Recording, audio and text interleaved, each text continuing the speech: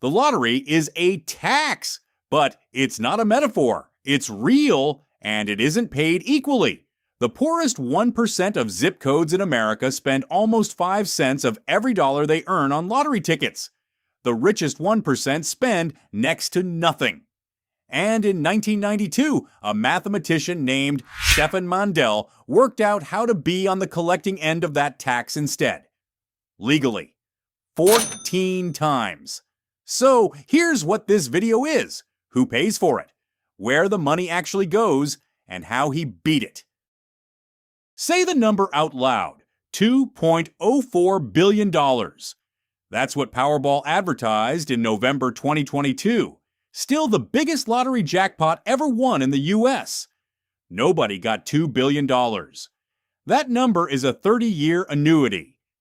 Take it slowly, and it's 30 payments spread over 3 decades. Almost every winner skips it and takes the cash. Take the cash today, and $2.04 billion becomes $997,600,000 before tax. And your odds of winning any of it? 1 in 292.2 million. The billboard isn't advertising a prize. It's advertising a financing structure. And the fine print is the part that matters. So if almost nobody wins, who's actually paying for all of this? Lottery outlets aren't scattered randomly. In 2022, investigators at the Howard Center mapped lottery retailers across 44 states and D.C. In every single one, the poverty rate was higher near a lottery retailer than away from one. Take Maryland. The poorest fifth of zip codes make up a fifth of the population, but roughly 27% of all lottery ticket sales. The wealthiest fifth? About 12%, and it's not evenly spread among players either. Multiple studies put the heaviest playing 10% of players at anywhere from 40% to 2/3 of all ticket sales. Economists Charles Clotfelter and Philip Cook were among the first to call it what it looks like, a regressive tax. But lottery states don't call it that. They call it something else, money for schools. So, does it actually work? Most lottery states promise the same thing. The money goes to education. And it does, technically. But here's the mechanism nobody puts on the billboard. Money is fungible. Say a state already spends $500 million a year on schools. The lottery brings in $500 million more earmarked for education. Legislators quietly redirect that first $500 million somewhere else. Schools end up with exactly what they started with. Researchers have a term for this. It supplants education funding instead of supplementing it. And research backs it up. One of the most cited studies found education lotteries brought no significant increase in education funding at all. Nobody's pocketing the money. It's not theft. It's a shell game. One door marked schools, where the money goes in, another unmarked, where an equal amount quietly leaves. So, the lottery isn't funding your kid's school. It's funding the illusion that it is. The lottery didn't start as a tax on the poor. It started as a way to build things nobody could otherwise afford. In 1753, Parliament authorized a public lottery in London to raise £300,000. It founded the British Museum. In 1794, a lottery grant of £8,000 paid for buildings at Harvard. Colonial America ran lotteries to fund colleges and public works up and down the coast. This was the lottery at its best. Then, in Louisiana, it became something else entirely. The Louisiana State Lottery Company, chartered in 1868, made so much money and bought so much power that the press had one name for it, the octopus. It paid legislators. It corrupted judges. Governors admitted on the record that they were powerless against it. Lawmakers who backed it were accused of taking $10,000 each for their votes. The state treasurer, E.A. Burke, embezzled over $1.5 million in state funds to keep the machine running, then fled to Honduras with about $1 million of it. 90% of the company's revenue came from outside Louisiana, tickets mailed across the country. And that's exactly what made it killable. In 1890, Congress banned lottery tickets from the mail. Cut off from the rest of the country, the octopus was dying. Louisiana banned the game outright in 1893.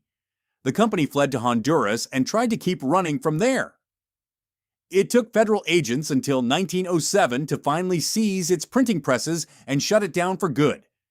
By 1894, there were no lotteries left anywhere in the United States.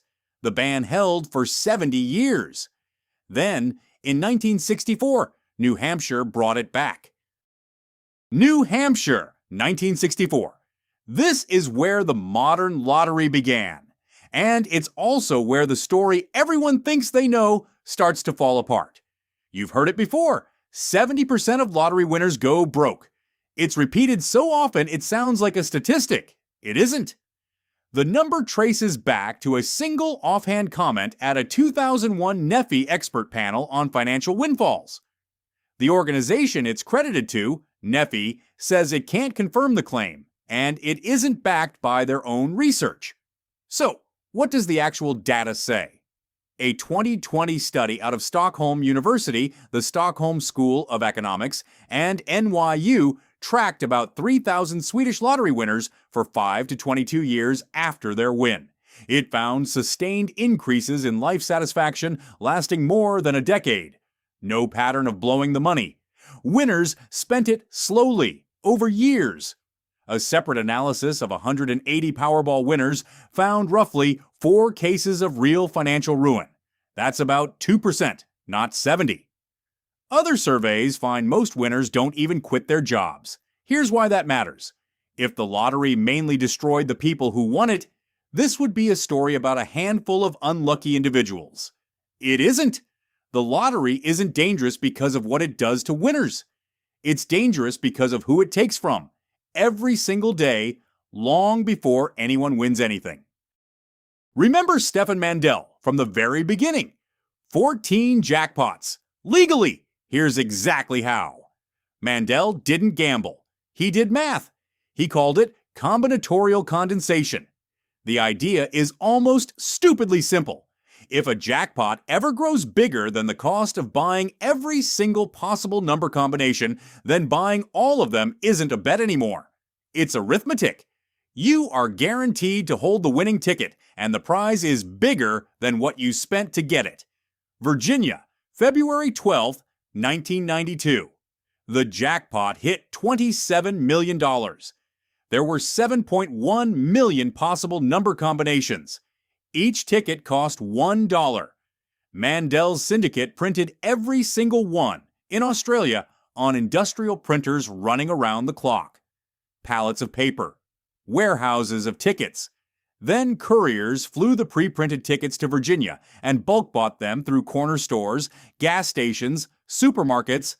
Millions of already filled out slips submitted before the drawing closed. They won. Both the jackpot and several lower tier prizes. It was completely legal. The CIA and FBI investigated. They cleared him in about 2 weeks. There was nothing to charge him with. He hadn't cheated the game. He had simply out-arithmeticked it. Afterward, both Australia and the US rewrote their lottery rules specifically to make sure nobody could do it again. A separate Michigan couple, Jerry and Marge Selby, later found a different mathematical edge in a game called Windfall. Different people, different method, same underlying lesson. For a brief window, in a few specific games, the lottery stopped being a tax and became a math problem. Almost nobody else ever found that window. But it proves something important. The lottery isn't rigged against winning. It's rigged against thinking like Stefan Mandel. Here's the line this whole video has been building to. A lottery is the oldest voluntary tax there is. It built the British Museum. It built halls at Harvard. It bought a state government. And when Washington finally cut off its mail, the whole country banned lotteries for 70 years. Then it came back anyway. And in all that time, the only people who ever reliably beat it were the ones who stopped playing it as a game and started reading it as arithmetic. If you made it this far, you already understand this system better than most people who play it every single week. Hit like, Subscribe for the next one, and I'll see you in the next video.